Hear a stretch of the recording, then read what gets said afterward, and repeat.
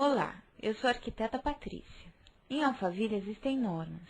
Existe um regulamento para as construções. Os loteamentos em Alphaville formam uma sociedade composta pelos proprietários, que cuidam e administram o loteamento numa forma de autogestão. O regulamento surge de 3 fatores. Primeiro, uma pesquisa do lugar, conhecendo e respeitando sua maneira de viver. Segundo, as características do loteamento, o terreno, a sua topografia e os aspectos básicos de projeto. E terceiro, a aplicação da experiência de 30 anos do Alphaville de São Paulo, um laboratório do que é bom para construir e o que não é, levando sempre em conta a maneira de viver e as características do loteamento. Esses são os princípios, os pontos de partida para adaptarmos as particularidades de cada loteamento. Para começar a entender o que são esses princípios, vamos olhar uma quadra desordenada, uma que todo mundo está acostumado a construir. Aqui a gente pode observar os alinhamentos irregulares de muros e casas, ocupando os terrenos de forma excessiva, ou seja, não existe uma organização na quadra, é como uma sala desarrumada. Agora vamos comparar essa quadra comum com uma quadra ordenada de Alphaville. A impressão é bem melhor, não é? Então vamos falar de alguns conceitos usados em Alphaville. Os primeiros são os conceitos de recuo e afastamento. Recuo é a distância que a casa deve ter das divisas das áreas públicas, como ruas, praças e áreas comuns ao loteamento. Essa distância é medida sempre pelo beiral do telhado da casa. E afastamento é a distância que a casa, também medida pelo beiral, deve ter da divisa do lote vizinho. Existe um limite para a área construída, que é estabelecido pela prefeitura local. Existe também um gabarito de altura, que é o limite de altura que uma casa pode alcançar, quantos pavimentos pode ter, etc. Vamos ver isso em detalhes já já. Numa quadra comum não existe nada disso, e o resultado é, bem, uma bagunça. Já em Alphaville há uma harmonia entre todos esses itens, e o resultado é uma quadra onde as casas, mesmo sendo diferentes uma das outras, obedecem uma organização homogênea, bem mais harmônica. Como obter esses resultados? Vamos aos detalhes do regulamento. Esta é a preservação do recuo frontal, onde não se pode colocar muros. Vejam os exemplos. Dá para ver o recuo onde existe a preservação do paisagismo. Não há muros e também se vê o respeito ao afastamento, que é a distância lateral da residência com um lote vizinho. As casas em Alphaville não podem encostar na divisa. Existe também um afastamento e um recuo de fundo. Esse recuo deve ser preservado. E no caso de se construir uma edícula encostada nos fundos do terreno, esse afastamento é transferido para as áreas entre a edícula e a residência, criando uma área aberta. A intenção desses recuos e afastamentos é obter um conforto térmico e acústico para as residências, preservando a ventilação e a iluminação solar. As medidas tomadas a partir do beiral são muito importantes, pois veja o que acontece quando são feitas a partir da parede das casas. Um beiral mais saliente pode bloquear toda a ventilação e a luz.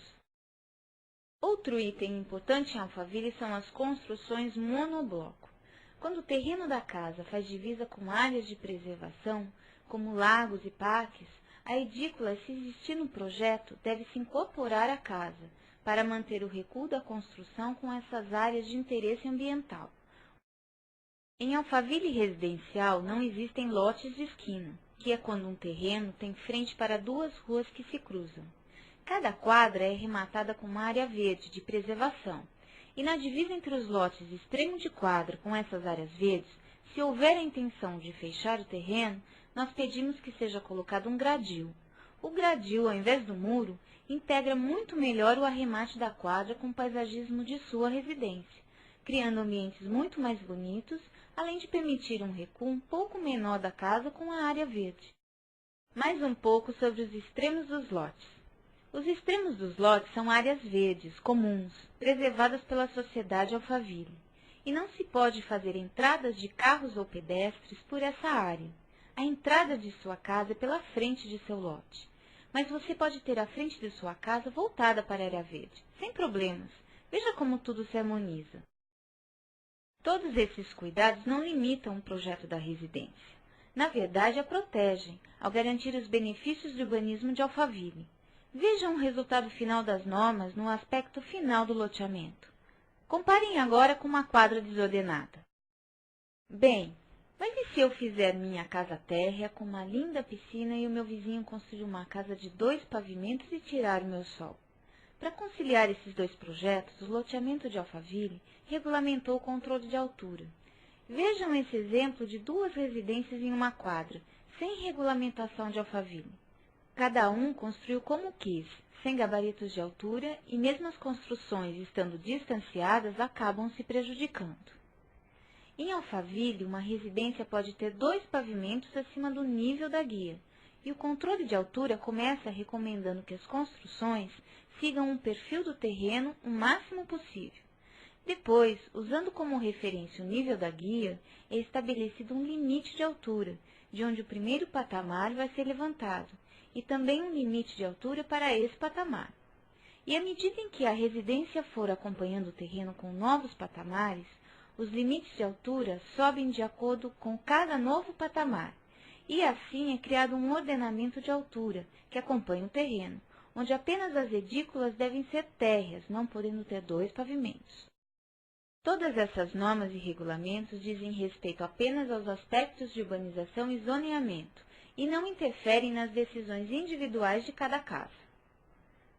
Agora vamos falar dos movimentos de terra, que são a acomodação do perfil do terreno para a construção e que contribuem para a altura da casa. Existem limites de altura para o muro de arrimo, que é um muro estrutural que faz a contenção do terreno e que é diferente do muro de divisa, que fecha a residência. Veja no resultado da implantação como uma residência não interfere na outra. Aqui são aqueles patamares para controle de altura de que eu falei antes, mostrado com seus arrimos internos e o resultado de escalonamento na obra. Agora veja toda uma quadra de perfil e o arranjo dos pavimentos nos terrenos em aclive e em declive. O terreno em aclive tem seu primeiro pavimento, uma edícula de 1 pavimento e o segundo pavimento da residência. O terreno de cima, em declive para o fundo, tem o primeiro e o segundo pavimentos normais, a edícula de 1 pavimento no fundo e pode também aproveitar o desnível resultante para um pavimento inferior, abaixo do nível da guia. Este é o esquema básico para o aproveitamento de pavimentos. Agora uma observação sobre permeabilidade do solo.